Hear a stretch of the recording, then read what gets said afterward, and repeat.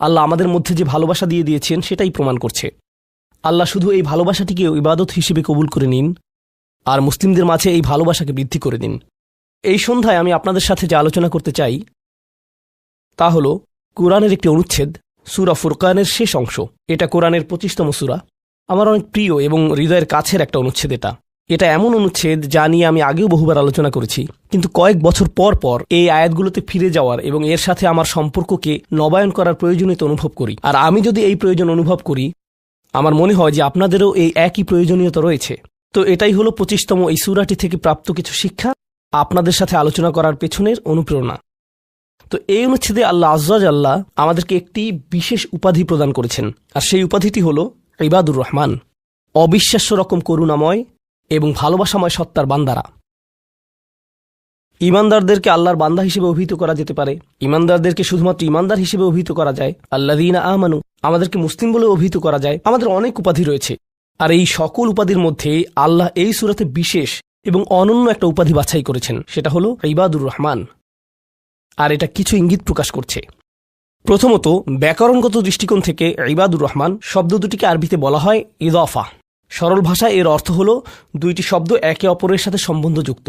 ব্যাকরণগতভাবে দুইটি শব্দ যা একে অপরের সাথে একীভূত হয়ে আছে। আর ব্যাকরণগতভাবে বলা যায় যে মুদাফ এবং মুদাফ ইলাইহির মাঝে কোনো কিছু আসার সুযোগ নেই, তারা অবিচ্ছেদ্য। আল্লাহ এখানে বলতে পারতেন ইবাদুন লির রহমান, আর রহমানের প্রতি নিবেদিত বান্দারা। কিন্তু যেহেতু এই দুইটি শব্দ একে অপরের সাথে এভাবে একীভূত হয়ে আছে, এই বিষয়টি থেকে কিছু তাফসীরকারক অনুপ্রাণিত হয়ে এই মত ব্যক্ত করেছেন যে এটা কিছু মানুষের সাথে আল্লাহর খুবই নিকট সম্পর্ক বর্ণনা করছে। আর অবশ্যই আল্লাহর নামগুলোর প্রত্যেকটিরই নির্দিষ্ট অর্থ রয়েছে, এগুলো আমাদের যে কারো জন্য নির্দিষ্ট আবেগ অনুভূতি সৃষ্টি করে। তিনি বলতে পারতেন ইবাদুল্লাহ, আল্লাহর বান্দারা, কিন্তু তিনি তার প্রজ্ঞা দিয়ে দুইটি শব্দ চয়ন করেছেন, ইবাদুর রহমান। তো এই আয়াতে আমাদের এবং আল্লাহর সাথে যে সম্পর্ক বর্ণনা করা হয়েছে তা হলো ভালোবাসা, যত্ন এবং করুণার সম্পর্ক। আমাদেরকে আল্লাহর ভালোবাসা, যত্ন এবং করুণার চাদরে জড়িয়ে নেওয়া হয়েছে। আয়াতগুলোর অগ্রসর হওয়ার সাথে সাথে বক্তব্যের বিষয়বস্তুকে দুটি ভিন্ন দৃষ্টিভঙ্গি থেকে দেখা সম্ভব। একটি দৃষ্টিভঙ্গি হল কিছু মানুষের বিশেষ কিছু গুণ রয়েছে। বিশেষ এই মানুষগুলো কারা? যাদেরকে আল্লাহ ইবাদুর রহমান বলে আখ্যায়িত করেছেন। এই দৃষ্টিভঙ্গি অনুযায়ী এই হলো গুণাবলীগুলোর একটা তালিকা। যদি এর সবগুলোর অধিকারী হতে না পারেন, আপনি আসলে ব্যর্থ হয়েছেন। এটা হলো একটা দৃষ্টিভঙ্গি। তো আমাদের যে কারো জন্য আমরা যদি প্রথম দৃষ্টিভঙ্গির দিকে লক্ষ্য করি, তখন বলবো আমি তো তাহলে অকৃতকার্য হয়ে গেলাম। কিন্তু এটাকে দেখার আরেকটা পরিষ্কার দৃষ্টিভঙ্গি রয়েছে, আর সেটা হলো এই প্রত্যেকটি হলো পৃথক শ্রেণীর মানুষের জন্য।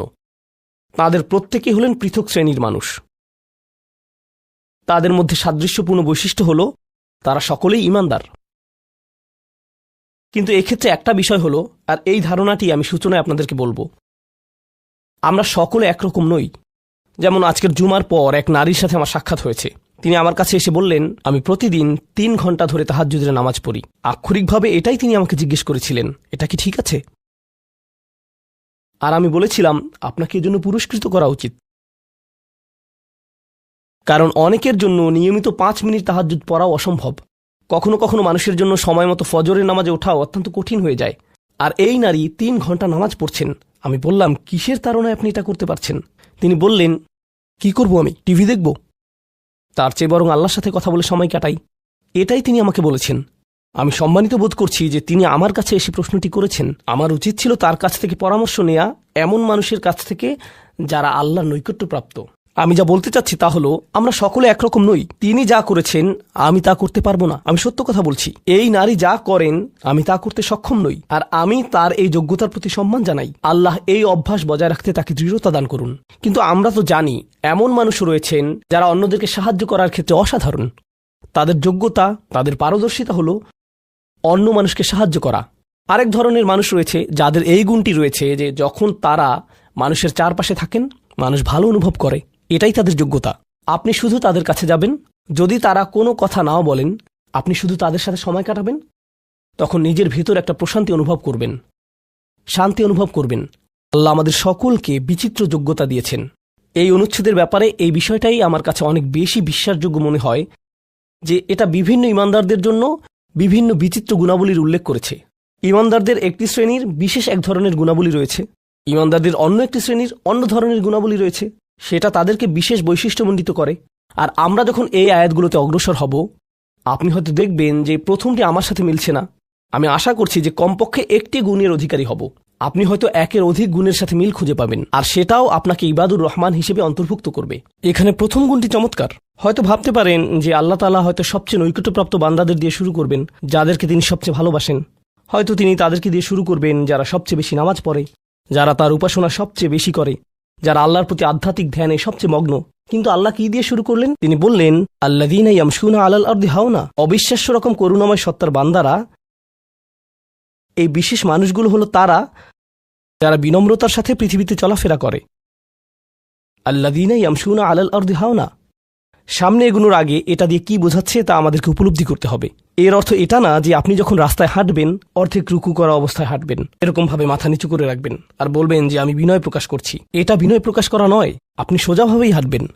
আপনি মানুষের সাথে তাচ্ছিল্য সহ কথা বলবেন না। আর আলাল আরদি, এই ধারণাটি হলো যেখানেই যান, হয়তো ঘরে থাকতে পারেন, হয়তো কাজে থাকতে পারেন, হয়তো শিক্ষা প্রতিষ্ঠানে থাকতে পারেন, হয়তো আপনার কর্মচারীদের সাথে কাজে আছেন, হয়তো আপনার নিয়োগদাতার সাথে কথা বলছেন, হয়তো কথা বলছেন শিশুদের সাথে, অথবা কথা বলছেন বড়দের সাথে, হয়তো আপনার বাবা মায়ের সাথে কথা বলছেন, হয়তো এটা অন্য কেউ, হয়তো এটা মুসলিম হতে পারে অথবা অমুসলিম। যখনই মানুষের সাথে কথা বলেন এক ধরনের বিনয় থাকতে হবে। যেভাবে আপনি তাদের সাথে কথা বলবেন, কাউকে মূল্যহীন বোধ করাবেন না আপনার কথার দ্বারা।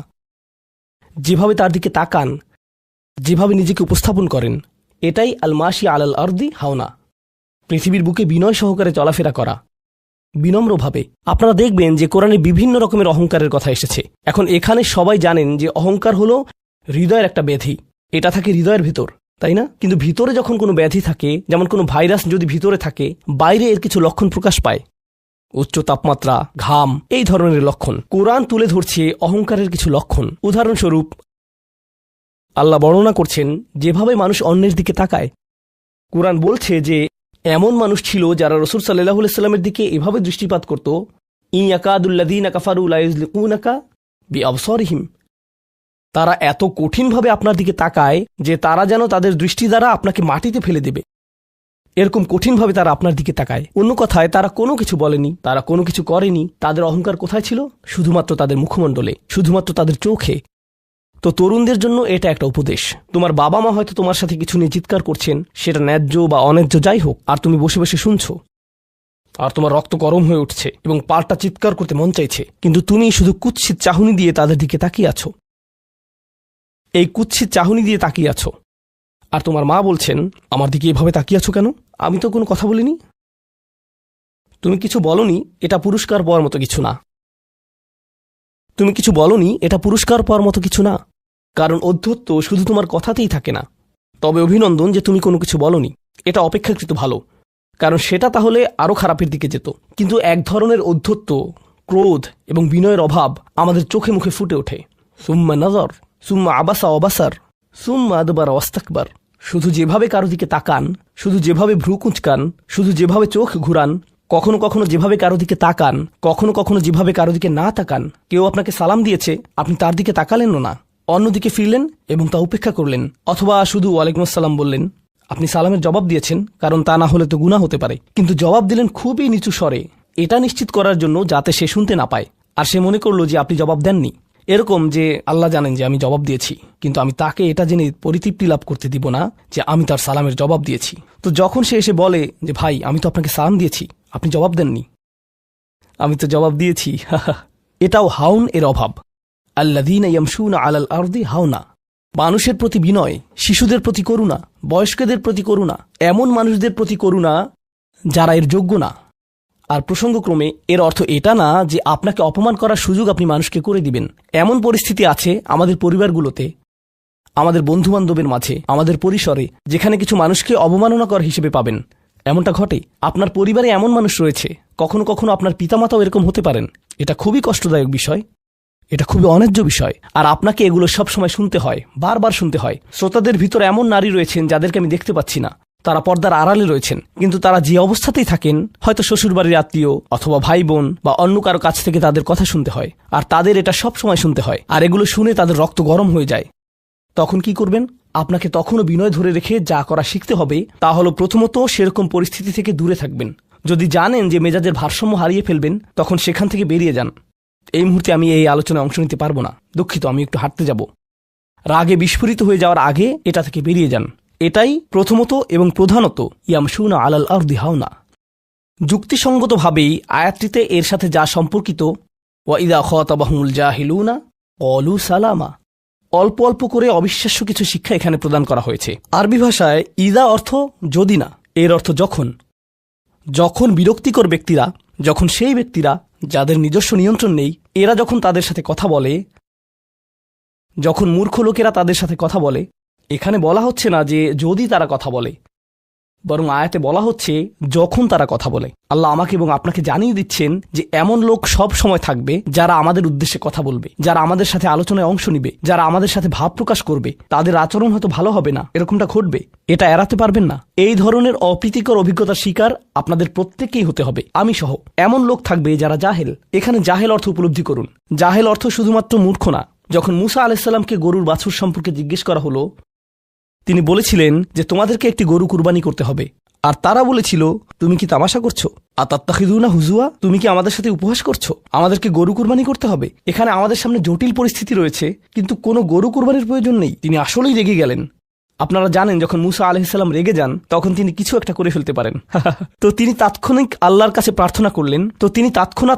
প্রার্থনা করলেন এবং বললেন, আউযু বিল্লাহি আন আকুনা মিনাল জাহিলিন, আমি জাহেলদের অন্তর্ভুক্ত হওয়া থেকে আল্লাহর আশ্রয় প্রার্থনা করি। এর অর্থ মূর্খ নয়, কারণ স্পষ্টতই মুসা আলাইহিসসালাম ছিলেন পৃথিবীর জ্ঞানী মানুষদের একজন। তিনি অজ্ঞতা নিয়ে কথা বলছেন না। তিনি বলছেন, আমি আমার আবেগের উপর নিয়ন্ত্রণ হারানো থেকে, মেজাজের নিয়ন্ত্রণ হারানো থেকে আল্লাহর আশ্রয় প্রার্থনা করছি, এমন জিনিস বলা থেকে অথবা করা থেকে যা আমি এখন করতে চাই, কিন্তু আমাকে নিজেকে সংযত করতে হবে। এখন এই উপলব্ধি থেকে আলোচ্য আয়াতটিতে আসুন। এরকম মানুষ রয়েছে যারা সবচেয়ে জঘন্য কথা বলে, কিন্তু তাদের কোনো লাগাম নেই। কথাগুলো আপনার হৃদয় থেকে এসে মস্তিষ্ক হয়ে এরপর তা জিহ্বাতে যাওয়া উচিত, কিন্তু এই পথে কিছুটা লাগাম থাকতে হবে। আমার হয়তো এটা বলা উচিত না, আমি কিছু একটা অনুভব করছি, হয়তো গালি বের হয়ে যাবে, সেটা গলায় পৌঁছে গিয়েছে, কিন্তু সেটা আমার মুখ দিয়ে বেরিয়ে আসা উচিত না, আমার সেটা গিলে ফেলা উচিত। কিন্তু কিছু মানুষ রয়েছে, তাদের মাথায় যা আসে তাই বলে ফেলে। কারোর সাথে আপনার 6 মাস পরে দেখা হলো কোনো একটা পার্টিতে, ঈদের সময় অথবা অন্য কোথাও, হে আসসালামু আলাইকুম, আপনি তো মোটা হয়ে গেছেন, সবার সামনেই। এটা কেমন কথা? আপনি এটা মনে মনে আনতে পারেন আর নিজের মনে মনে মাশা আল্লাহ বলতে পারেন, কিন্তু সবার সামনে কেন আপনাকে এই কথা বলতে হবে? হেই, তুমি তো কয়েক বছর আগে পড়ালেখা ছেড়ে দিয়েছিলে, এখনো পাশ করনি, এখনো ফেইল অবস্থাতেই আছো। মানুষ আপনাকে এরকম কথা বলে আর এটা আপনাকে রাগান্বিত করে। এই অবস্থায় কি করবেন? আল্লাহ বলেছেন, এটা আপনার মনের বিনয় প্রকাশের অংশ। এভাবেই আল্লাহ আমাদের বিনয় যাচাই করবেন। আর প্রসঙ্গক্রমে তারাই হয়ে থাকে আমাদের সবচেয়ে কাছের মানুষ, যার অর্থ আপনি এই ধরনের পরিস্থিতিতে বারবার বারবার বারবার পড়বেন। কিভাবে এটা থেকে বেরিয়ে আসবেন? আল্লাহ বলছেন, ওয়া ইযা খাতাবাহুমুল জাহিলুনা ক্বালু সালামা। এটা দিয়ে কতিপয় জিনিস বোঝায়। আমি এখানে সেই কয়েকটি শিক্ষা নিয়ে আলোচনা করব। যখন এমনটা ঘটবে, আপনার তাৎক্ষণিক প্রতিক্রিয়া হবে শান্তি, ক্বালু সালামা। এটা দ্বারা বিদায় বোঝাতে পারে। আপনি বলবেন, সালাম, আমি আর এই আলোচনা চালিয়ে যেতে চাই না, আমি সম্মানজনকভাবে আপনাকে বিদায় জানাবো। ও দাঁড়ান, আমার তো একটা মিটিং আছে। এর বাকি অংশটুকু আপনি মনে মনে বলতে পারেন আল্লাহর সাথে দোয়া করার জন্য, কিন্তু এটা তার কাছে প্রকাশ করার প্রয়োজন নেই। শুধু বলুন যে আমার একটা মিটিং আছে, আর সেখান থেকে চলে আসুন, কারণ আপনি এটা নিতে পারবেন না। তারা সেখান থেকে বেরিয়ে আসে সম্মানজনকভাবে, এটা একটা অর্থ। যখন জঘন্য মানুষ আপনার কাছে আসে, বেরুবার পথ খুঁজে বের করবেন। কোরআন এই সূরাতে আরো পরে যা বলেছে যে মাররু কিরামা, সম্মানজনকভাবে তারা এটা অতিক্রম করে চলে যায়। কিছু কিছু মানুষ আছে যারা এমন কথা বলতে চায় যা আপনাকে রাগান্বিত করবে। তারা আসলে এটা করে মজা পায়। তারা কথা বলবে শুধু আপনাকে উত্তেজিত করার জন্য। আর তাদের কেউ কেউ জানে যে ঠিক কি বলতে হবে, কারণ তারা আপনার সাথে আগেও কথা বলেছে। আর তারা জানে যে কোন জিনিস আপনাকে রাগিয়ে তুলে, তাই তারা জানে যে কোন বাটনটি প্রেস করতে হবে আর কিভাবে আপনাকে বিরক্ত করতে হবে। আপনি বসে আছেন, আমি উত্তেজিত হব না, আমি উত্তেজিত হব না, আমি উত্তেজিত হব না, কিন্তু তার কথা শুনে আপনি বিশাল দানবে পরিণত হয়ে গেলেন, যার ফলে সব ধ্বংস হয়ে যাবে। আর সেই ক্ষেত্রে আপনাকে আগে এটা রোধ করতে হবে। আপনি এখানে কথা বলতে পারেন আর বলতে পারেন যে, দেখুন, আমি এই বিরোধ চাই না, আসুন শান্তিপূর্ণ সময় ব্যয় করি, আসুন এই বিষয়টা নিয়ে আজ আর কথা না বলি, এতে অনড় থাকুন। এটা দিয়েও ক্বালু সালামা বোঝায়। আমি আপনার সাথে ঝগড়া করতে চাই না, আমি শুধু চাই আলোচনাটা যাতে কুৎসিত পথে এগিয়ে না যায়। কখনো কখনো আমরা ভদ্রতা দেখাই, আর সেই সুযোগে মানুষ আমাদেরকে অসম্মানজনক কথা বলতে থাকে এবং আত্মবিশ্বাসের সাথে মানুষকে জানিয়ে দিবেন যে তাদেরকে থামতে হবে, তারা সীমা ছাড়িয়ে যাচ্ছে। এটা সঠিক নয়, এমনটা করা সম্মানহীনতা নয়, শিষ্টাচার বহির্ভূত নয়। আপনি নিজের জন্য রুখে দাঁড়াতে পারেন, কিন্তু এটা শুধু মর্যাদাপূর্ণ উপায়ই করতে হবে, এমনভাবে যা শান্তিপূর্ণ। এছাড়াও সালামা শব্দটিকে অনেকেই অবস্থা হিসেবেও দেখেছেন। অন্য কথায়, যখন তারা জবাব দেয় তারা পরিপূর্ণ শান্তিপূর্ণ অবস্থায় থাকে, এটা ভিন্ন একটা অর্থ।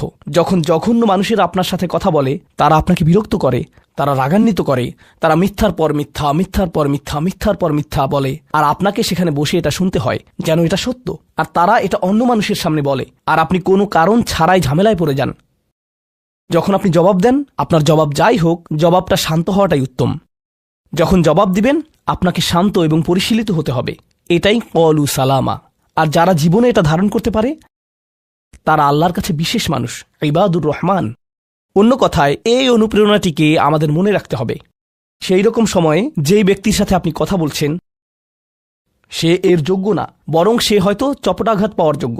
আপনাদের কেউ কেউ হয়তো প্রতিউত্তর দেয়ায় খুবই পারদর্শী, কেউ হয়তো আপনাকে বিদ্রুপাত্মক কিছু বলছে, আপনি তাকে কথা দিয়ে পিষে ফেলতে পারবেন। ও মাই গড, আপনার মাথায় যে জবাবগুলো আসে, তালিকা করা একাধিক জবাব, আমি কি এ বি সি বলবো নাকি উপরের সবগুলো একসাথে বলবো, আপনার মাথায় এটা চলছে।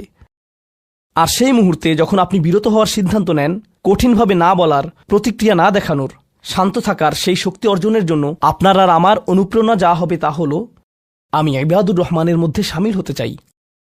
আমি ভুলে যাব যে আমি এই অপ্রীতিকর কথোপকথনে রয়েছি, কারণ ঠিক এখনই আমি আল্লাহর সংস্পর্শে রয়েছি, আর তার বিশেষ রহমত আমার উপর বর্ষিত হচ্ছে। সেই জন্যই তিনি আমাকে এই পরিস্থিতিতে ফেলেছেন, যাতে আমি তার নৈকট্য অর্জন করতে পারি। এটা আসলে একটা আশীর্বাদ। এই অপ্রীতিকর সঙ্গগুলো আসলে একটা আশীর্বাদ, যাতে আমি তার নৈকট্য পেতে পারি। সুবহানাল্লাহ। ওয়াইবাদুর রহমানিল্লাযীনা ইয়ামশুনা আলাল আরদি হাওনা ওয়া ইযা খাতাবাহুমুল জাহিলুনা ক্বালু সালামা। লক্ষ্য করুন, এরপর আল্লাহ কি বলছেন। দ্বিতীয় শ্রেণীর মানুষেরা, তাদের বিশেষ গুণটি বর্ণিত হচ্ছে। প্রসঙ্গক্রমে এর অর্থ এটা না যে তারা অন্য কিছু করে না, যেমন তারা নামাজ পড়ে না, তারা হালাল খাবার গ্রহণ করে না। এগুলো তো থাকতেই হবে, তারা তো ইতিমধ্যে ইবাদ। এগুলো হলো ইবাদ হওয়ার বাইরের অতিরিক্ত গুণাবলী। দ্বিতীয় মহান গুণটি কি? দ্বিতীয় শ্রেণীর এই মানুষেরা যারা আল্লাহর কাছে প্রিয়, কোন জিনিসটা তাদের বিশেষ মানুষে পরিণত করেছে?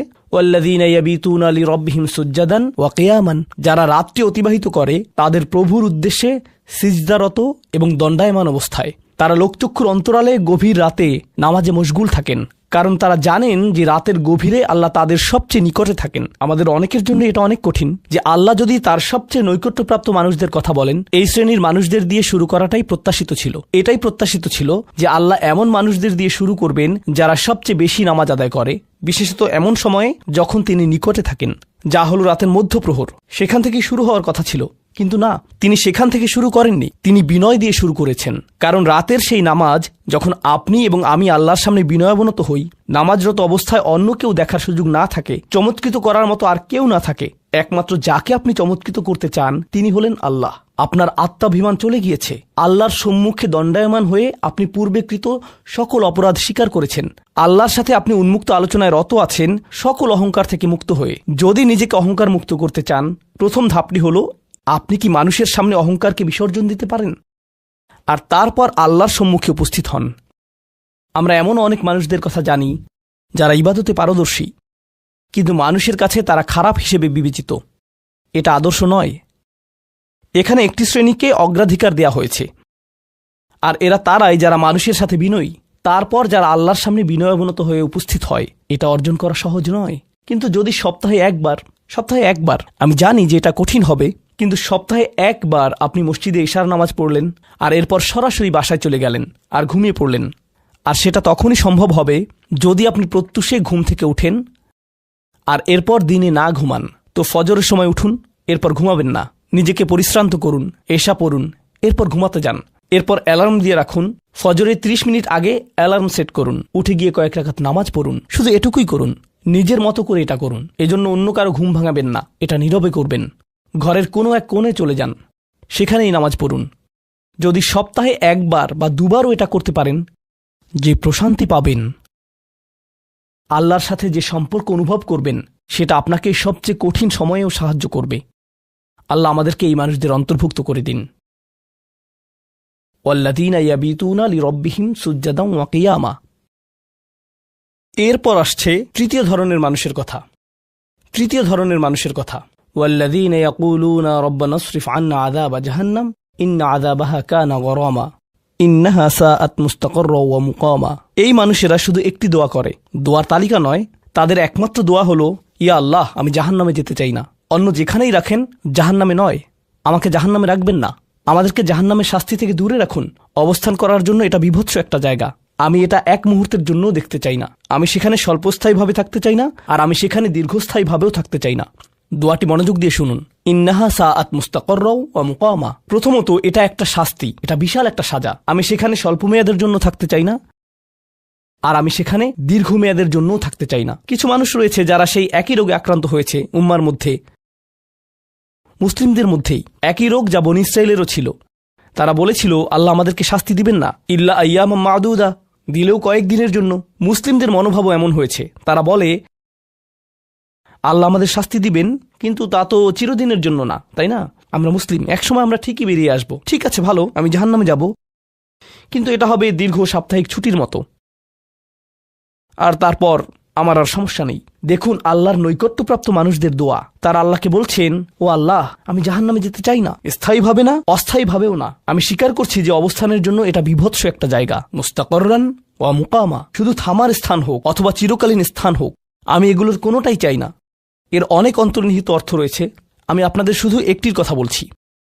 দেখুন, আপনি এবং আমি কখনোই প্রলুব্ধ হওয়া থেকে বাঁচতে পারবো না। হারাম সবসময় আমাদের সামনে আসবে, আর এটা সবসময় আমাদেরকে আহ্বান করবে। আর শাইতানু ইয়াইদুকুমুল ফাকর, শয়তান তোমাদেরকে দেউলিয়াত্বের প্রতিশ্রুতি দিবে। অন্য কথায়, যখন আপনি হালাল পথে চলবেন, শয়তান আপনাকে প্রতিশ্রুতি দিবে, তুমি সুযোগ হারিয়ে ফেলছো, তুমি বঞ্চিত হচ্ছ, সবাই কত মজা করছে, তুমি অনেক মজা করতে পারতে, তুমি আরও অর্থ উপার্জন করতে পারতে, তুমি আরও ইন্দ্রিয় সুখ উপভোগ করতে পারতে। সেই সব সময় আপনার কাছে বিজ্ঞাপন দিতে থাকবে, বিকল্প পণ্যের, বিকল্প পন্থার, নিজের কামনাকে চরিতার্থ করার। কিছু যায় আসে না যে কতটুকু কোরআন মুখস্থ করেছেন, কিছুই যায় আসে না যে কি পরিমাণ তাহাজ্জুদ আপনি পড়েছেন, এগুলো কোনোটাতেই আসে যায় না। শয়তান থামবে না। দিন শেষে আপনি তো একজন মানুষই, দিন শেষে কামনা বাসনাগুলো আপনার মাঝে থাকবে, আর শয়তান থামবে না, সে আপনার পেছনে লেগেই থাকবে। শয়তানের একটা কৌশল আল্লাহ বর্ণনা করেছেন, তার মনস্তাত্ত্বিক কৌশলটি হল যায়্যানা লাহুমুশ শাইতানু আমালাহুম। শয়তান তাদের কাজগুলোকে তাদের কাছে আকর্ষণীয় করে দেয়। শয়তান আপনার কাছে আসবে, আপনাকে প্রলুব্ধ করবে, তখন আপনি বলবেন, হ্যাঁ এটা খারাপ, কিন্তু আমি তো অনেক ভালো কাজও করি। হ্যাঁ, আমি এলোমেলো কাজ করছি, কিন্তু আমি তো নামাজও পড়ছি, আর আমি তো কাফেরও না, তো সমস্যার কিছু নেই, আর এইবার করেই আমি থেমে যাব। এমন না যে আমি এটা করতেই থাকবো, শুধু একবারই করব। এভাবে নিজেকে সব ধরনের যুক্তি দিতে থাকেন, নিজে নিজে এটাকে বৈধতা দিতে থাকেন। আপনার চিন্তায় এটা এখন আর অতটা খারাপ না। আর তারপর যখন এমন মানুষ চারপাশে থাকেন যাদেরকে বলেন যে এটা তো খারাপ, আর তারপর যখন এমন মানুষের চারপাশে থাকেন যাদেরকে বলেন যে এটা তো খারাপ, তারাও আপনাকে বলে, না ভাই, কাম অন, এটা অতটা খারাপ না, থামো তো, এরকম কথা বলো না, না আল্লাহ ওইরকম না, আল্লাহ তোমাকে শাস্তি দিবেন না, কেন এরকম হতাশাজনক কথা বলছো, তুমি অতিরিক্ত চিন্তা করো। আপনি তা শুনেন, আর এটা আপনাকে প্রভাবিত করতে শুরু করে। কিন্তু যখন কাজটা করে ফেলেছেন, যেটাই করেছেন, হতে পারে এটা অ্যালকোহল অথবা অন্য কোনো মাদক, এটা কারোর সাথে সম্পর্ক হতে পারে, সেটা যাই হোক, যখন নিজেকে বলেন যে এটাই শেষবার, কিন্তু এটাই শেষ তো না। কারণ যখনই কাজটা ঘটে যায় আর কয়েকদিনের মধ্যে অনুশোচনাও কেটে যায়, তখন মোবাইলে আরেকটা মেসেজ চলে আসে, তারপর আরেকটা দাওয়াত আসে, তারপর আপনি বলেন, না এটাই শেষবার, আবারও সেই চক্রে আটকে যান, আর আবারও সেটা করেন, আর তা করতেই থাকেন। শয়তান ঠিক এটাই চেয়েছিল। মানুষ এই চক্র বন্ধ করতে পারে, আল্লাহর প্রতি নিবিষ্ট হয়ে বলতে পারে, ইয়া আল্লাহ, আমার বন্ধুরা কি বলছে তাতে কিছু যায় আসে না, শয়তান কি ওয়াসওয়াসা দিচ্ছে তাতে কিছু যায় আসে না, কতবার এই বিভৎস চক্রে আটকা পড়েছি তাতে কিছু যায় আসে না। আমি ফিরে আসলাম, আমি ফিরে আসলাম, আমি ফিরে আসলাম 2 দিন অনুতপ্ত থেকে আবারও পাপে লিপ্ত হওয়া থেকে। আমি ফিরে আসলাম আপনার কাছে ক্ষমা চাওয়ার পর আবারও পাপ করা থেকে। ওয়ালাম ইউসিরু আলা মা ফাআলু ওয়া হুম ইয়ালামুন। তারা পাপ কাজগুলো বারবার করে না, আর তারা জানে যে তারা কি করছে। আমি সেই লোকদের অন্তর্ভুক্ত হব না। ওয়ালাইসাতিত তাওবাতু লিল্লাযীনা ইয়ামালুনা আস-সাইয়্যাত। তওবা, অনুশোচনা তাদের জন্য কাজ করে না যারা পাপ করতেই থাকে। এমনকি তওবা করার পরেও এটা সেই মানুষদের জন্য না যারা এই চক্রে আটকে যায়। এটা তাদের জন্য যারা বলে, ইয়া আল্লাহ, আমি জাহান্নামে যেতে চাই না, আমি জাহান্নামের যোগ্য অনেক কাজ করেছি, কিন্তু এখন আমি থেমে যাচ্ছি। আর এটাই চূড়ান্ত। তারা হলেন আল্লাহর কাছে বিশেষ মানুষ। কারণ আল্লাহ জানেন এটা কতটা প্রলুব্ধকারী ছিল, আল্লাহ জানেন সেই আসক্তি কতটা শক্তিশালী ছিল, আল্লাহ জানেন পাপের কত গভীরে আপনি ছিলেন, আল্লাহ জানেন আপনার উপর শয়তানের সেই দীর্ঘ নিয়ন্ত্রণের কথা, আর আপনি সেই নিয়ন্ত্রণ ভঙ্গ করতে এবং আল্লাহর কাছে ফিরে আসতে সক্ষম হয়েছেন। আল্লাহর পথে আপনার এই যাত্রা অন্য মানুষের তুলনায় অনেক কঠিন। আপনার সামনের প্রলোভনগুলো অনেক শক্তিশালী, আপনার প্রতি অভিকর্ষের টানটি অনেক বেশি শক্তিশালী, আর এর সাথে লড়াই করে যেহেতু আল্লাহর কাছে এসেছেন, তাই আপনি বিশেষ মর্যাদা সম্পন্ন। এটা মনে করবেন না যে আমি তাহাজ্জুদ পড়ি না তাই আমি অতটা ভালো না, অথবা আমি আরবি জানি না, বা আমি এখনো সম্পূর্ণ কোরআন পাঠ করিনি আর আমি তাজবিদের নিয়মগুলো জানি না। না না না না না, আপনার বিশেষত্ব এজন্য না যে আপনি 17 বার হজ করেছেন। আপনার জ্ঞান এবং ইবাদতের জন্য আপনি আল্লাহর কাছে বিশেষ না, আপনি আল্লাহর কাছে বিশেষ মর্যাদা সম্পন্ন, কারণ আপনি পাপ থেকে বেরিয়ে এসেছেন আর আপনি শুধু তার ভয়েই ভীত। এটাই আপনাকে আল্লাহর কাছে বিশেষ মর্যাদা সম্পন্ন করে। তাই আপনিও ইবাদুর রহমান। তো এখান থেকে আল্লাহ আমাদেরকে সম্পূর্ণ বিপরীত দিকে নিয়ে যাচ্ছেন। এই প্রত্যেক শ্রেণী সম্পর্কে চিন্তা করুন, কিভাবে এগুলো আপনার সাথে প্রাসঙ্গিক, কিভাবে আপনি আল্লাহর কাছে বিশেষ মর্যাদা সম্পন্ন হতে চান, কিভাবে আপনি আল্লাহর নৈকট্য পেতে চান, কিভাবে আমি আল্লাহর নৈকট্য পেতে চাই। আমাদের কাছে এটা আসলে কতটা মূল্যবান। পাপ হলো এক প্রকারের ভালোবাসা। আমরা এর মোহে পড়ে যাই, আমরা এতে আসক্ত হয়ে যাই। আর এই অনুচ্ছেদটি আসলে ভালোবাসার একটা প্রতিযোগিতা, কারণ আপনি ইন্দ্রিয় সুখ ভালোবাসেন, আপনি এই পাপগুলোকে ভালোবাসেন আর আপনি তা ছাড়তে চান না, কারণ এতে আপনার সুখানুভূতি নষ্ট হবে। আর অন্যদিকে আল্লাহ বলছেন, আমি আমার নিজের দ্বারা সেই সুখকে প্রতিস্থাপন করে দিব, আমি এটাকে আমার নৈকট্য দ্বারা প্রতিস্থাপন করে দিব। আল্লাহ এই সুযোগ দিয়েছেন, আপনার নিজেকে এই সমীকরণের আলোকে সিদ্ধান্ত নিতে হবে। আপনি এই পরিস্থিতিতে পড়বেন, অন্য কেউ জানবে না, কেউ জানবে না যে আপনার মাথায় কি সংগ্রাম চলছে, কেউ জানবে না, শুধু আল্লাহ জানবেন। আর প্রসঙ্গক্রমে উদাহরণস্বরূপ আপনাদের কেউ কেউ যখন হারাম সম্পর্কে জড়ান, নিশ্চিত বলছি না, আপনাদেরকে অভিযুক্ত করছি না, কোনো মানুষ, আপনারা না, কোনো মানুষ যাদেরকে আপনারা চিনেন, তারা হয়তো অনৈতিক সম্পর্কে জড়িত আর আপনি তা থেকে বের হতে চাচ্ছেন। তো আপনি এই আলোচনা শুনে তাকে মেসেজ দিলেন, আমি আর এটা করতে পারবো না। সে উত্তর দিল, তুমি কি আমাকে ভালোবাসো না? তুমি এখন আমাকে ঘৃণা করো? তুমি কি মনে করো যে আমি তোমার জাহান্নামে যাবার কারণ? আমি কি এতটাই খারাপ? এখন আপনি বলছেন, না তুমি অতটা খারাপ না, না আমি তোমাকে ভালোবাসি, তুমি মোটেই খারাপ না, তুমি অনেক ভালো। ঠিক আছে, যদি আমার সাথে সম্পর্ক সমাপ্ত করতে চাও, আজকে রাতে আমার সাথে দেখা করো আর আমার মুখের সামনে এটা শেষ করো। না, এটা আমি করতে পারবো না। ঠিক আছে, তুমি আমাকে ঘৃণাই করো, আচ্ছা ঠিক আছে, আমি আসছি। এটা আবার শুরু হয়ে গেল। আর এরপর আপনি আবারও তওবা করতে চান। দেখতে পাচ্ছেন, এটা শুধুমাত্র আপনি না, আপনি হয়তো আবেগগতভাবে কোনো কিছুতে জড়িয়ে যেতে পারেন, আর এখন আপনি আবেগগতভাবে ব্ল্যাকমেলের শিকার হচ্ছেন।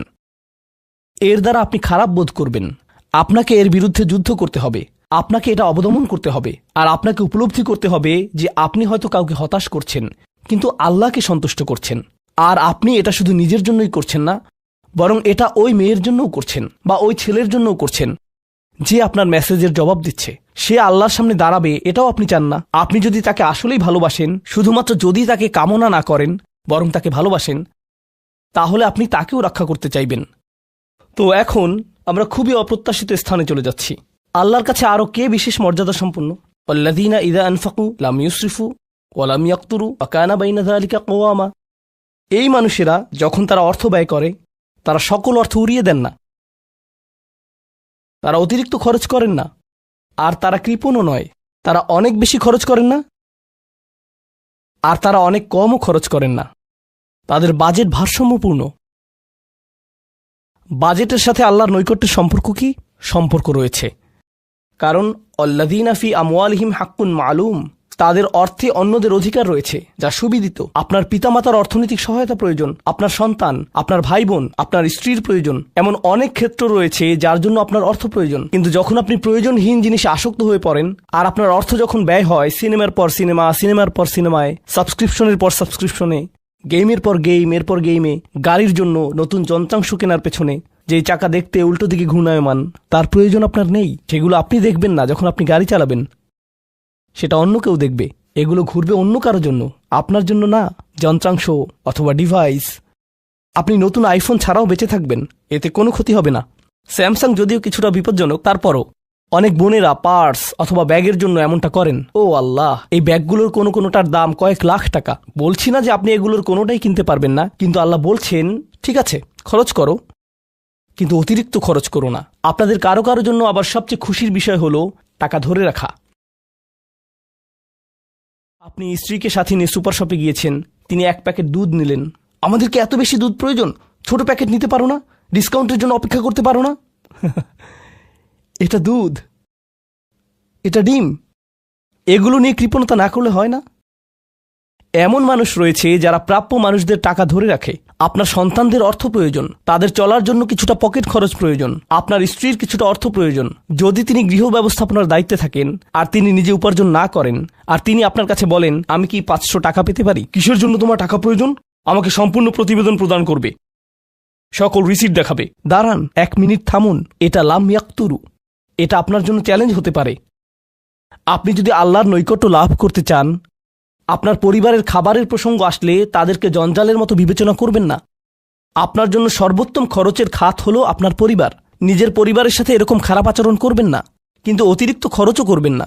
অন্যরা এমন আছে যারা টাকা উড়ায়। আল্লাহ হয়তো আপনাকে কিছুটা অর্থ দিয়েছেন, আর আপনি আপনার 16 বছরের সন্তানকে BMW কিনে দিলেন যাতে সে রাস্তার পাশে লাগিয়ে দিয়ে অ্যাক্সিডেন্ট করতে পারে, আর তারপর তাকে আরেকটা কিনে দিলেন। না না না, আপনি এমনটাও করতে পারবেন না। লাম ইউসরিফু ওয়ালাম ইয়াকতুরু ওয়া কানা বাইনা যালিকা কওয়ামা। তারা একটি ন্যায্য ভারসাম্যপূর্ণ পন্থা অবলম্বন করে এই 2 অবস্থার মাঝে অবস্থানের জন্য। পরবর্তী গুণটি আমার প্রিয়, মনোযোগ দিয়ে শুনুন। এরা সবাই একটি শ্রেণী। ওয়াল্লাযীনা লা ইয়াদউনা মা'আল্লাহি ইলাহান আখার ওয়া লা ইয়াকতুলুনা আন-নাফসাল্লাতী হারামাল্লাহু ইল্লা বিল হক ওয়া লা ইয়াজনুন ওয়া মান ইয়াফআল যালিকা ইয়ালকা আসামা।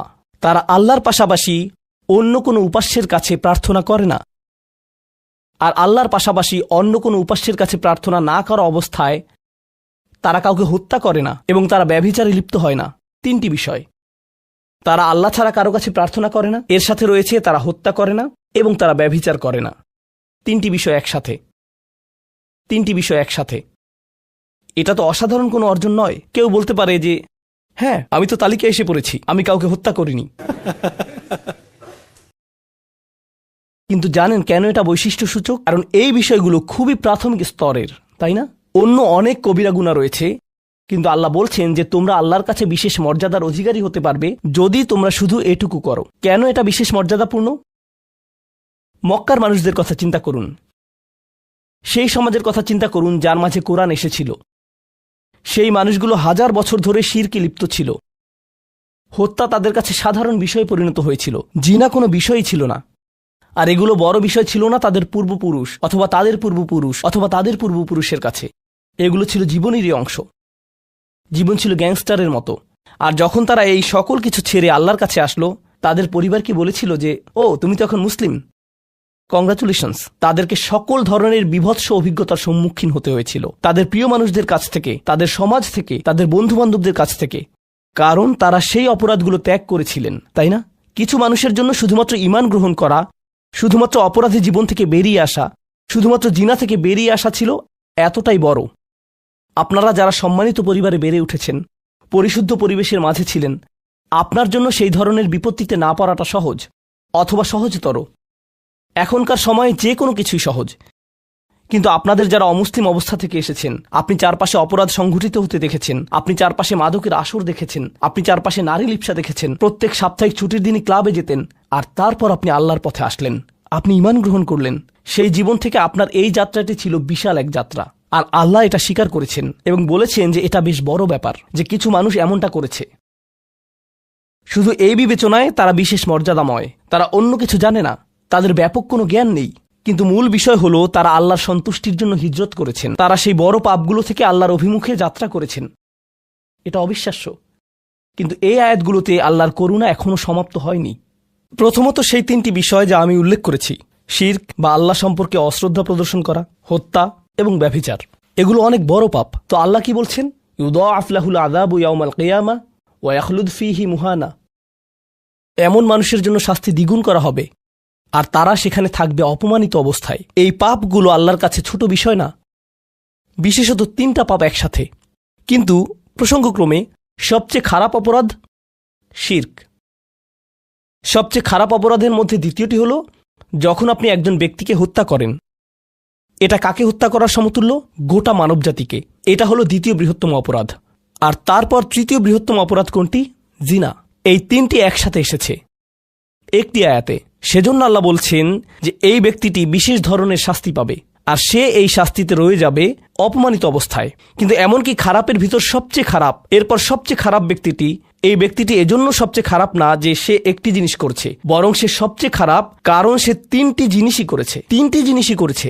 এটা জাহান্নামের হ্যাট্রিক অর্জনের মতো। আর সম্পর্কে আল্লাহ কি বলছেন?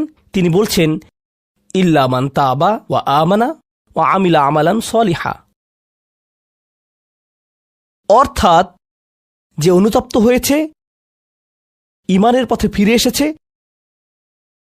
এবং তখন থেকে ভালো কাজ শুরু করেছে, তার জন্য নিয়মের ব্যতিক্রম হবে।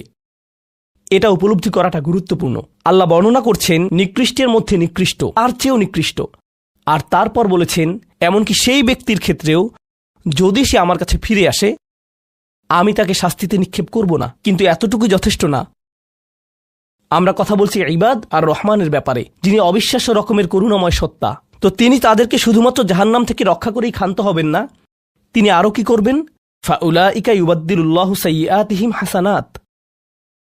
সেই মানুষগুলোর মহাপাপগুলোকে প্রতিস্থাপিত করবেন। আর আমি আপনাদেরকে মনে করিয়ে দিচ্ছি সেই পাপগুলো কি? শিরক। ইন্নাশ শিরকা লাযুলমুন আযীম। হত্যা, কাআন্নামা কাতালান নাসা জামিআ, সে যেন গোটা মানবজাতিকে হত্যা করল। এবং জিনা, ব্যভিচার, সবচেয়ে বড় পাপ এগুলো। আল্লাহ বলছেন যে পাহাড় সমান তাদের এই সমগ্র পাপ কাজগুলোকে আমি প্রতিস্থাপন করে দিব ভালো কাজ দিয়ে। কিন্তু তারা এখনো কোনো ভালো কাজ করেনি। তারা এখনো নামাজ পড়েনি, তারা এখনো ইবাদত করেনি, তারা এখনো হজ করেনি, তারা এখনো দান করেনি। তারা মূলত যা করেছে তা হলো অনুতপ্ত হয়েছে। আর এখন থেকে তারা ভালো কাজ করবে। আল্লাহর জন্য এতটুকুই যথেষ্ট। তাদের পাহাড়সম পাপগুলো নিবেন, যা তাদেরকে চিরকাল জাহান্নামে নিক্ষেপ করত অপমানিত অবস্থায়। আর তিনি এই পাহাড়সম পাপগুলোকে নিয়ে পাহাড়সম ভালো কাজে পরিবর্তিত করে দিবেন। এটাই আল্লাহ করবেন তাওবাকারীদের জন্য। আপনিও বিশেষ মর্যাদার অধিকারী হবেন। শুধু তাওবা করুন। তো আপনি যখন বসে বসে এটা শুনছেন আর ভাবছেন আমি তো বেশ বড় ভুল করে ফেলেছি, এখানে হয়তো এমন কেউ বসে আছে যিনি কাউকে হত্যা করেছেন, এরপর জেলে গিয়েছেন এবং মুক্তি পেয়েছেন। কিভাবে আল্লাহ আমাকে ক্ষমা করবেন? আপনাদের কেউ কেউ হয়তো ব্যভিচারের ভুল করে ফেলেছেন, আল্লাহ আপনাদেরকে রক্ষা করুন। আপনাদের কেউ কেউ হয়তো সেই পথে অগ্রসর হচ্ছেন। আপনাদের কেউ কেউ হয়তো শিরক করেছেন। সকল ধরনের অপরাধ সংঘটিত হচ্ছে, আর মানুষ সকল ধরনের অপরাধে লিপ্ত হচ্ছে। আপনি যদি তওবা করেন এবং আল্লাহর কাছে ফিরে আসেন, এই সকল অপরাধ শেষ হয়ে যাবে। কিন্তু এরপর আপনাকে ভালো পথে চলতে হবে। ওয়া আমিলা আমালান সলিহা ফাউলাইকা ইউবাদদিলুল্লাহু সাইয়্যাতিহিম হাসানাত। অন্য কথায়, যখন আপনি আল্লাহর কাছে ফিরে আসবেন, এটা প্রকৃত অর্থেই প্রত্যাবর্তন হতে হবে। এটা কৃত্রিম হতে পারবে না। ওয়া কানাল্লাহু গফুরুর রহিমা। আর আল্লাহ সর্বদাই ক্ষমাশীল, অতিমাত্রায় ক্ষমাশীল, সর্বদা প্রেমময়, যত্নশীল এবং করুণাময়। আমার সময় ফুরিয়ে যাচ্ছে, কিন্তু আপনাদের সাথে আরও কয়েকটা বিষয় শেয়ার করতে চাই। আসুন এই তালিকাটা প্রথমে শেষ করি। এটা শেষের দিকে। কেউ বলতে পারে যে আমি শিরক করিনি, আমি হত্যা করিনি, আমি জিনাও করিনি, আমি শুধু ছোট বিষয়গুলো করেছি। যেমন আমি ফজরের নামাজ পড়িনি, একদিন ফ্রিজ থেকে আমার ভাইয়ের চকলেট মিল্ক চুরি করে খেয়েছি, বেশ কয়েকবার বাবার সাথে চড়া মেজাজে কথা বলেছি, আরেকদিন একটা পার্টিতে কিছুটা গীবত করে ফেলেছি। কিন্তু আমি হত্যা করিনি। এই তওবা তো আসলেই খারাপ অপরাধীদের জন্য। তাহলে আমার কি হবে? সাধারণ পাপীদের কি হবে? বাকি আমরা যারা রয়েছি, কারণ তারা হলো উঁচু স্তরের পাপী, তাই না? তো পরবর্তী আয়াত বলছে, তোমরা বাকি যারা রয়েছ, ওয়ামান তাবা, যেই তাওবা করেছে, যে কোনো ধরনের তাওবা, আমিলা সলিহান, সৎ কাজ করেছে, ফাইন্নাহু ইয়াতুবু ইলাল্লাহি মাতাবা। তো যখন সে আল্লাহর কাছে ফিরে আসে আন্তরিকভাবে, অনুতপ্ত হয়ে, আল্লাহ সেটাও স্বীকার করেন। না না না, কারণ আমার পাহাড়সম পাপ প্রয়োজন। এটাকে পাহাড়সম পুণ্যে রূপান্তরিত করার জন্য, এমন প্রয়োজন নেই। যেই পাপেই লিপ্ত থাকেন না কেন, শুধু তওবা করুন। ফাইন্নাহু ইয়াতুবু ইলাল্লাহি মাতাবা ওয়াল্লাযীনা লা ইয়াশহাদুনা যুর। এমন মানুষ যারা অন্যায়ের সাক্ষ্য হয় না। এর অর্থ হলো তারা সহ্য করে না যখন কোনো অন্যায় সংঘটিত হয়। এই মানুষগুলো আল্লাহর কাছে মর্যাদা সম্পন্ন, কারণ তাদের পরিসরে কেউ যখন মানসিকভাবে নির্যাতনের শিকার হয়, কেউ যখন অর্থনৈতিকভাবে নির্যাতনের শিকার হয়, তাদের পরিবারে, ধরুন দুই ভাই মিলে কোনো ব্যবসা করে, আর তাদের একজন সকল অর্থ আত্মসাৎ করে অন্যজনকে বঞ্চিত করে, যার ফলে আদালতে গিয়ে এখন একে অপরের বিরুদ্ধে অবতীর্ণ। সেখানে আপনার হয়তো কোনো এক পক্ষের সাথে সম্পর্ক রয়েছে, আপনি নিশ্চুপ দাঁড়িয়ে থেকে অন্যায় হতে দিবেন না। আপনি এটা হতে দিবেন না। যদি এটা আপনার নিজের বাবার বিরুদ্ধেও যায়, যদি এটা আপনার স্বামী স্ত্রী বা সন্তানদের বিরুদ্ধেও যায়, আপনি অলসভাবে দাঁড়িয়ে থেকে অন্যায়কে সহ্য করবেন না, আপনি প্রতিবাদ করবেন।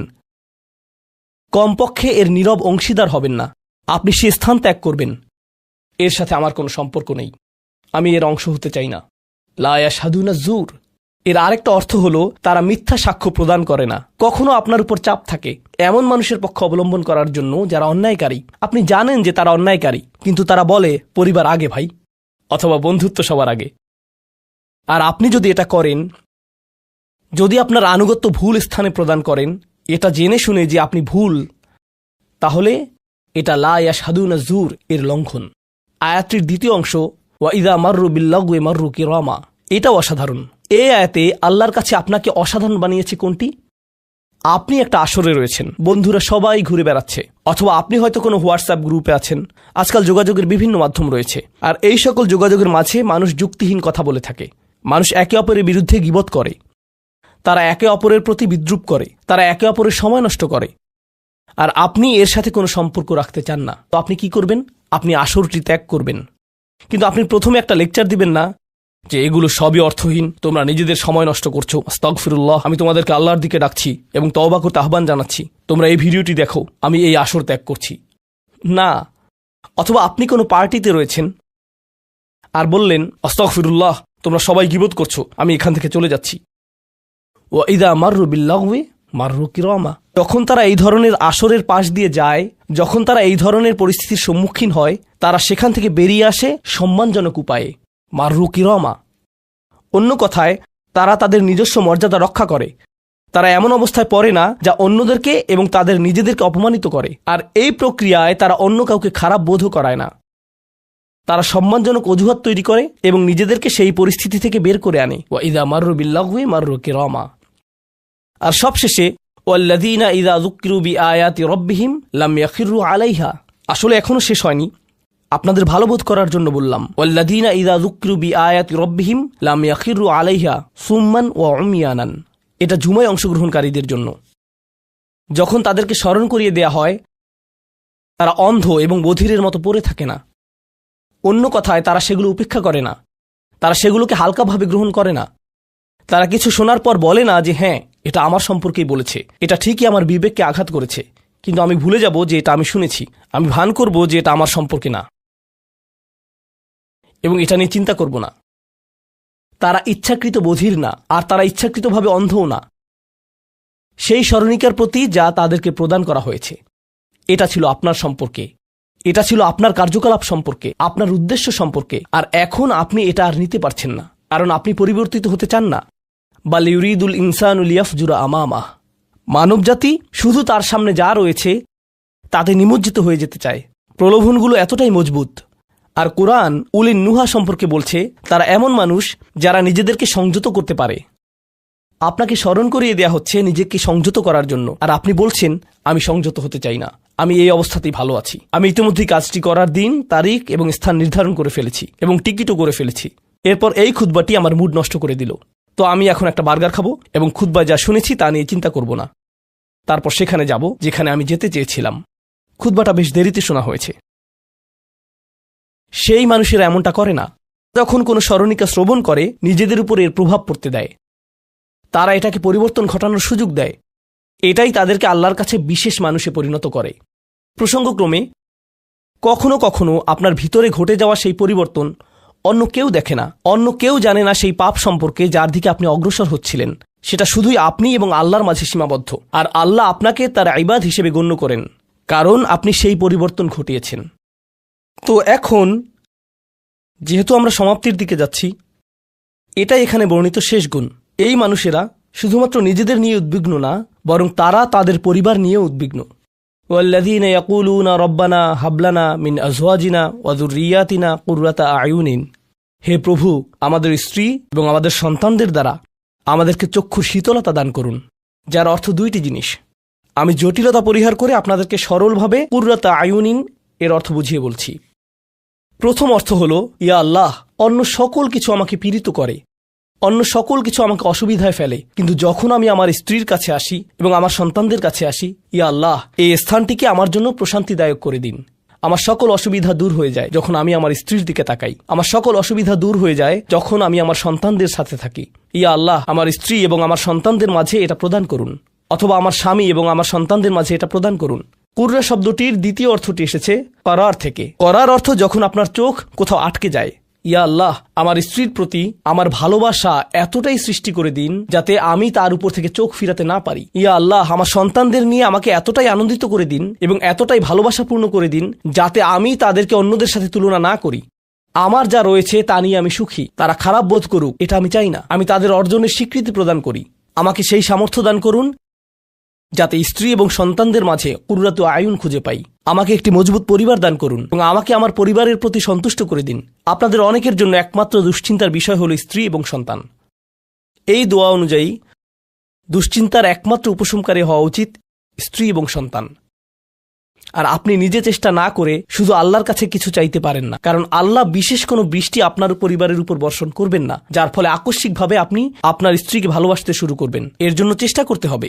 আপনার সন্তানদের সাথে সম্পর্ক উন্নয়নের জন্য আপনাকে চেষ্টা করতে হবে। এটা রাতারাতি ঘটবে না। এটা এমন জিনিস যাতে আপনাকে এবং আমাকে বিনিয়োগ করতে হবে। তো আল্লাহ আমাদেরকে সামর্থ্য দান করুন যাতে আমরা শুধুমাত্র মুখে এই দোয়া করে ক্ষান্ত না হই, বরং দোয়াটি যাতে বাস্তবায়িতও করতে পারি, কারণ আল্লাহ প্রচেষ্টার বিষয়ে জিজ্ঞেস করবেন। এমনকি সেই বিখ্যাত দোয়াটির শেষেও এটা এসেছে, রব্বানা আতিনা ফিদ দুনিয়া হাসানা ওয়া ফিল আখিরাতি হাসানা ওয়া কিনা আযাবান নার। বিখ্যাত একটি দোয়া, তাই না? আমাদেরকে এই জীবনের সর্বোচ্চটা দান করুন, পরের জীবনেরও সর্বোচ্চটা দান করুন, আমাদেরকে জাহান্নামের শাস্তি থেকে রক্ষা করুন।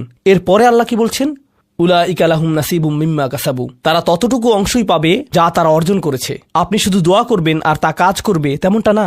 আপনাকে অর্জন করতে হবে, আপনার চেষ্টাকে কাজে লাগাতে হবে। তো আপনি যখন আপনার পরিবার নিয়ে উদ্বিগ্ন থাকবেন তখনই আপনি পরিবারে প্রশান্তি প্রদানের জন্য আল্লাহর কাছে চাইবেন। আর প্রসঙ্গক্রমে এটা দিয়ে কি বোঝায়? যে সকল স্বামীরা যারা লন্ডন শহরে রাত 2টা-3টা পর্যন্ত সীসা বারে সময় কাটান কিন্তু বাড়িতে তাদের স্ত্রীদের কাছে যান না, কারণ তারা তাদের স্ত্রীদের মাঝে কোনো প্রশান্তি খুঁজে পান না। আর তাদের স্ত্রীরা তারাও তাদের স্বামীদের মাঝে কোনো প্রশান্তি খুঁজে পান না। যখন তারা বলবেন, না ভাই আমাকে বাড়ি যেতে হবে, তখন তারা আল্লাহর কাছে বিশেষ মর্যাদা সম্পন্ন হয়ে উঠবেন। যখন তারা সন্তানদের সাথে সময় ব্যয় করবেন, সন্তানদের থেকে তাদের চোখ সরে যায় না। আর যেহেতু আপনার চোখ তাদের থেকে সরছে না, এর অর্থ আপনি আসলে তাদের সাথে রয়েছেন। এর অর্থ আপনি আসলে সন্তানদের সাথে সময় ব্যয় করছেন এবং সেটা উপভোগ করছেন। এই বিষয়টি আপনাকে আল্লাহর কাছে বিশেষ মর্যাদা সম্পন্ন করে তুলেছে। তাদের জন্যই উলাইকা ইউজজাউনাল গুরফাতা বিমা সাবারু। আর আমাদেরকে মুত্তাকিনদের নেতা হিসেবে কবুল করুন, সৎকর্মশীলদের নেতা হিসেবে কবুল করুন। আমাদের সন্তানদেরকে ভালো সৎকর্মশীল জীবন দান করুন, যার ফলে যখন আমি আপনার সম্মুখে দাঁড়াবো, ইয়া আল্লাহ, আমার পরিবারের সদস্যদের কাজের কারণে আমার সৎকর্মের পরিমাণ শুধু বৃদ্ধিই পাবে।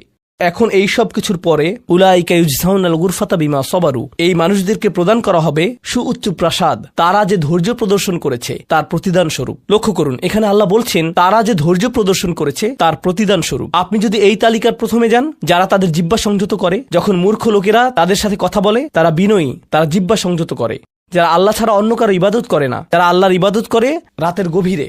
এই তালিকাটি যা আমরা আলোচনা করলাম তাদের প্রত্যেকেরই প্রয়োজন অধ্যাবসায়, মজবুতি, দৃঢ়তা এবং প্রতিজ্ঞা।